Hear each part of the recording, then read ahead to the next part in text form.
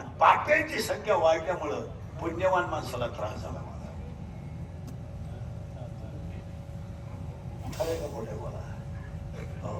त्रास आज आपल्या विचारात तर छत्रपती नाही. कौतुक केलं पाहिजे तुमच्या सगळ्या मंडळीचं, तुमच्या गाववाल्यांचं. एवढी मोठी शिवजयंती, शिवजयंती नाही, हे धर्माचं काम आहे. कारण आता आपल्याला माणसं वाचवायचं नाही, आता आपल्याला धर्म वाचवायचा. आणि आता माणसं विचारातच घेऊन तुम्ही मौल्या नाही इथं काय फरक पडत नाही. पण आज माणसं वाचवायची नाही, आज धर्म वाचवायचा आहे. आज संकट माणसावर नाही, धर्मावर आहे. आम्ही काही उत्तर घेतलं नाही लोकांच्या शिव्या खाण्याची. म्हणजे 31 वर्ष सहज 1000-1500 शिव्या दिवसभर खाणारा माणूस चालू चालू. आज तळते येईल तुम्हाला. आज आपण माणसं फक्त कपड्यानं राहिलोय, एक तर माणसं नाही राहिली. मला उगाच जयंती होते, लोक एकत्र येतात, नाही तर तुम्हाला वाईट वाटेल. महिला पुरुष जरा नीट ऐका की तर 40% शाळेतले पोरं मोबाईल मध्ये रमी खेळून निघून झाले. एक पिढी संपली. तुमचं काय मत? बोलायचं कोणी? जो बोलेल त्याची क्लिप करायची, जो बोलेल त्याची बातमी करायची. त्याचा खोटा चुकटायचा, तो परत उठलाच नाही पाहिजे. या जगात ज्याला लवकर मारायचंय त्यानं खरं बोलायचं. खरंय का खोटं? जो मरायचं त्यानंच खरं बोलायचं. खरा बोलला स्टेटसला, खरा बोलला का संपला. आप सगळे शिवजे सैनिक तरुण पोरं नीट आहे का मावळे?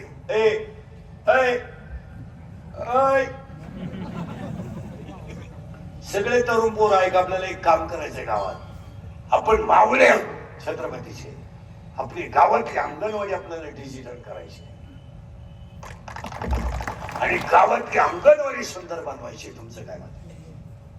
शाळेतली पोरं तिथे रंगली पाहिजे आणि गावातल्या सगळ्या तरुणांनी झेडपीच्या शाळेकडे लक्ष दिलं पाहिजे. शाळा बंद व्हायची वेळ आहे. पटत राहिला नाही, पटत राहिला नाही. 6 पोरं 12 पोरं 2 वर्षी हसण्यावर नेऊ नका. हो, आणि अभ्यास चांगला करा. जगातली सगळी विद्वान माणसं झेडपीच्या शाळेत तयार झाली. आणि आजही MPSCचा निकाल लागला का मागच्या महिन्यात, तर सगळ्यात जास्त पास झालेली पोरं कोणत्या मिडियमची? CBSE नाही, इंग्लिश मिडियमची नाही, जिल्हा परिषदेचे. आज गावातल्या सगळ्या लोकांना सांगतो, राजकारण बाजूला ठेवा आणि गावातली शाळा चांगली बनवा. आणि हे 2 कामं जर तुम्ही केले, गावातली शाळा, तर राजकारण सोडून द्या. तो राजकारण हा विषय वेगळा आहे. हे पक्ष बिक्ष, नेता बिता, साहेब BM हे सगळं नंतर. हे नंतर साहेब कवा एकत्रच. आपण आपल्या वर्गाने मोडून घ्यायचे नाही, त्यांचं ऐकून. ते एका दिवसात 3 रंग बदलतात. त्यांच्या नाटी लागून आपलं जमलं नाही. आपल्याला आहे तिला गिराईक लागेल. आपल्याला फक्त एकच काम करायचे. पक्ष नंतर, नेता नंतर, साहेब नंतर. पहिला धर्म, दुसरं गाव, याला छत्रपती म्हणतात. आणि म्हणून ग्रामविकास खातच मुळात छत्रपतीच आहे. त्याचे निर्मातेच छत्रपती. आपण उरफाट वागतो कसं? 40% शाळेतले पोरं मोबाईलने गेले, 10% लोक शेअर मार्केटने गेले. भिकारी झाले. भिकारी तर जाऊ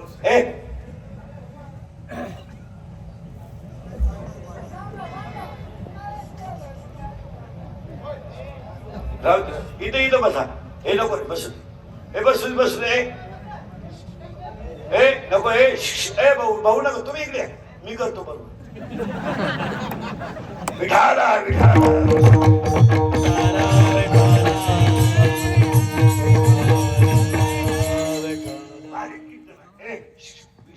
मजा नाही राहत. आणि आता कीर्तन तुमच्या बाहेर नाही गेलं, कीर्तन आत गेलंय. कीर्तन आत पाहिजे, बाहेर नको. बाहेर पडतो तुमच्या बारीक आहे का कीर्तन? आज आपल्याला शाळा बनवणं हे गरजेचं आहे. तुमचं काय मत आहे? सर्वसामान्य माणसाला 60-70 हजार रुपये घालून मुलगा शिकवणं शक्यच नाहीये.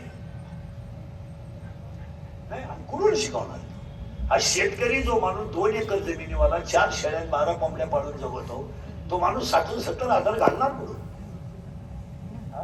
शक्यच नाही ना त्याला. त्याचा मुलगा गावातच चांगला बनेल, फक्त गावातले सगळे एकत्र राहिले पाहिजे. आणि तो असा बनेल का गाडी चालवण्यापेक्षा जास्त हुशार बनेल. आपल्याला 2 कामच केली पाहिजे महाराज. अंगणवाडी सुंदर केली पाहिजे महाराज. 40% शाळेतले पोरं मोबाईलला गेले, 10% लोक शेअर मार्केटला गेले, आणि 100 लोकांमध्ये 100 लोकांमध्ये 93 लोक दारू पितात. महाराज बोलायचं कोणी? बोलायचं नाही. आज एवढी वाईट परिस्थिती झाली महाराज. आम्ही बोलतो, आमचे 31 वर्ष माझी डांबरीवर गेले, हे अंगाची केस कमी आहेत माझ्या. एवढी गावं पाहिजे. माझे इतकी कीर्तन कोणी केलं नाही महाराष्ट्रात एका जन्मात. कुणाला 10 जन्मात होणार नाही. 80-82च्या खाली महिना काढत नाही. 80 तर दगडावर लागता कवाय आहे. 80 घ्यावत नाही. आयुष्य गेलं डांबरीवर माझं. सगळं डांबरीवर, राहणं डांबरीवर, खाणं डांबरीवर, एका दिवशी जाणं डांबरीवर. आमची कीर्तन काळाची गरज आहे. तुमचं काय म्हणताय? आज मला तळतळ येते महिला मंडळ. आम्ही बोलतो बाप जिवंत आहे, मुलगा गेला, तुम्ही काय कमवलं आयुष्यात? जरा 2 मिनिटं विचार करा. पाण्याची बाटली न विकत घेणारी माणसं आहेत आपण.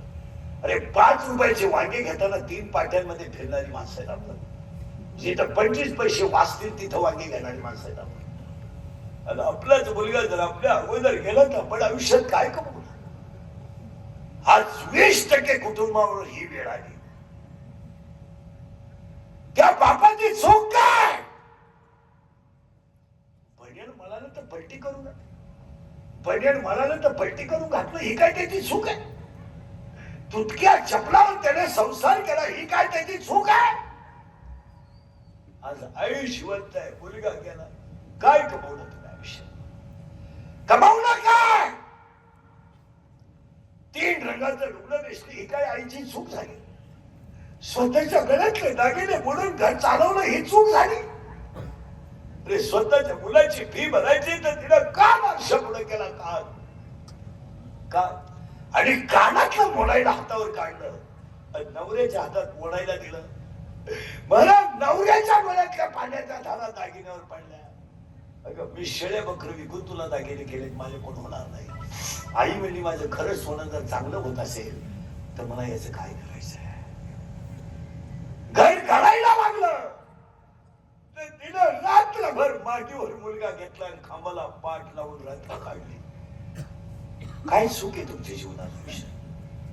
तुम्ही आयुष्यात पैसा सत्ताय कमवता कुणासाठी हा प्रश्न आहे.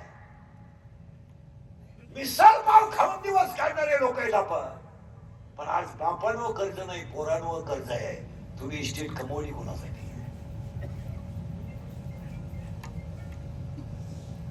निरीक्षण करा ना, सांगा हे खरं का खोटं आहे. मुलगा मला आहे, मुलगा तुम्हाला आहे, मुलगी मला आहे, मुलगी तुम्हाला आहे. आज काय आपण करू राहिले जरा विचार करा. आपली आई 3 रंगाचं लुगडं दिसली, बांधावर जर जेवायला बसली तर लोणच्या भाकरीला सोडून तिने दिवस काढले. आज तिची अवस्था काय याचा विचार करा. खाली टेबल होता तेव्हा हात होता, वरून गुरुजी मारत होता. आज गुरुजी मारू शकत नाही. मारलं जर गावातल्या पुढाऱ्याला कळलं तर तो टेस्टला टाकून त्याचा कार्यक्रम केल्याशिवाय. आज गुरुजीनं मारायचं नाही, बापानं बोलायचं नाही, बापानं पोराला बोलायचं नाही, आईनं पोराच्या विरोधात कधी शब्द बोलायचा नाही. पिढी संपून टाकली तुम्ही. तुमचं काय मत आहे? आईनं म्हणायचं पुढं आपल्याला जास्त हे बोलता येते. आईनं बोलायचं नाही. आईनं पोराच्या खटकाई नवऱ्याचा अपमान करायचा, पण पोराची बाजू घेऊन कधी बोलायचं नाही, नवऱ्याची बाजू घेऊन कधी बोलायचं नाही. उलट पोरगा नवरा मूर्ख ठरवायचा आणि पोरगा शहाणा समजायचा. हा प्रत्येक आई बाईचा धर्म झालाय. तिने ना पोराला म्हणायचं त्या बापाचं ऐकू नको, त्याला काही कळत नाही, तो पहिल्यापासून तसा आहे हे तिनं सांग. तू करतो तेच खरंय. मिसरूड नाही, मिसरूड 90 हंतय, मिशीच नाही.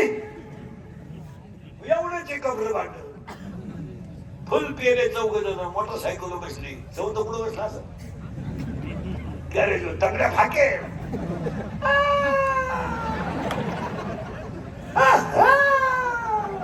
चाललं एवढं धडकलं, दोन्ही बॉल सटकले न्यालो. आणि त्याच्या धाग्याला इंद्रिकेचं प्रवचन केलं. काय वांग सांगू का मी काय? अरे डाव्याच्या प्रवचनाला ववी नको का? बॉल सटकण्याची ववी कुणाही ज्ञानेश्वरी.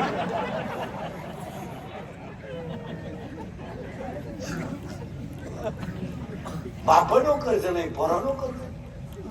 आणि बाप जर मुला आई जर मुला शांतविधीला जात असेल, कमवलं काय तुम्ही आयुष्यात? एक वाक्य आहे का जयदुर्गेचं वाक्य आहे, ज्याचा संसार चांगला त्याचाच परमार्थ चांगला.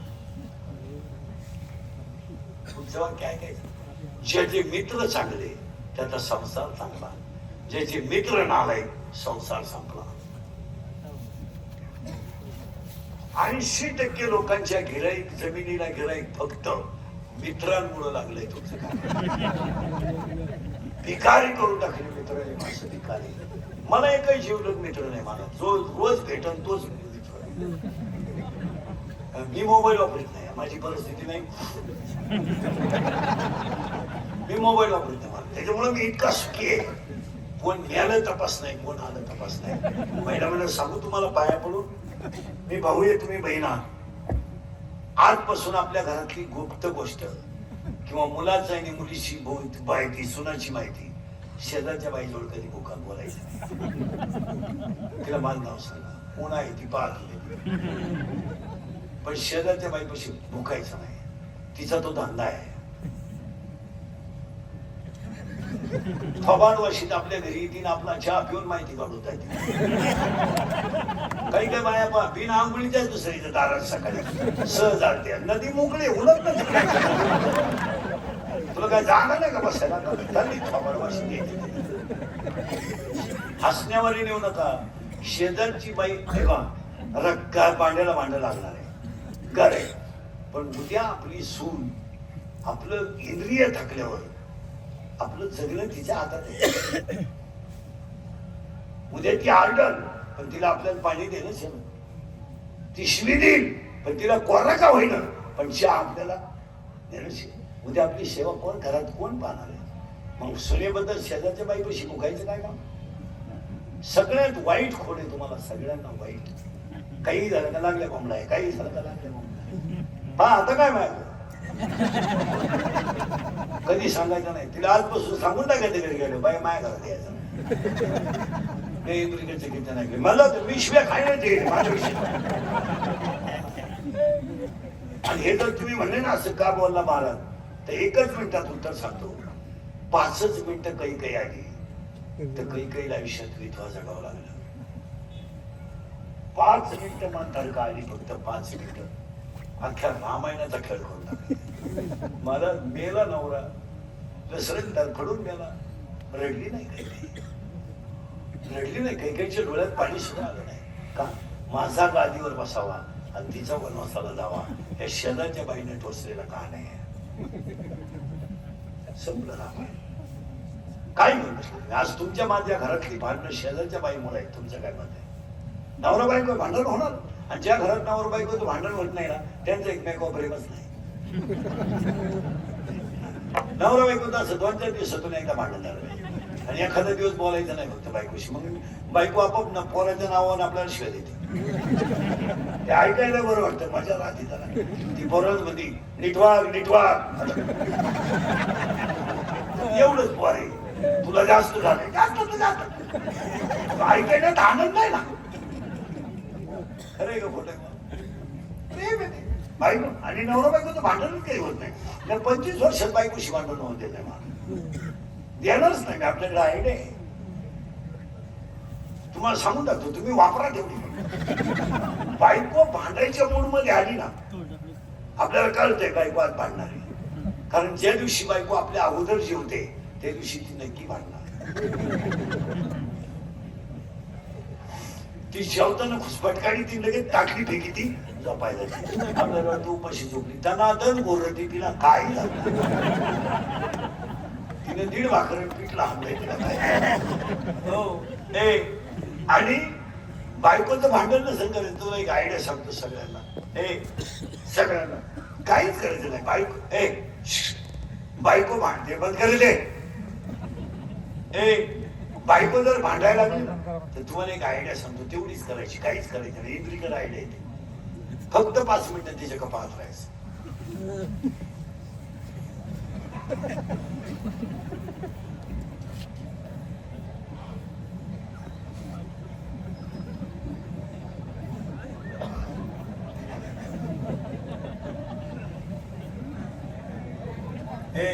तिचा पॉवर कमी होता, ती काही पिसाळली नाही किंवा आपल्याला उचलून आपल्याला असं काही नाही. 10 मिनिटं फक्त बायको पाहत राहायचं.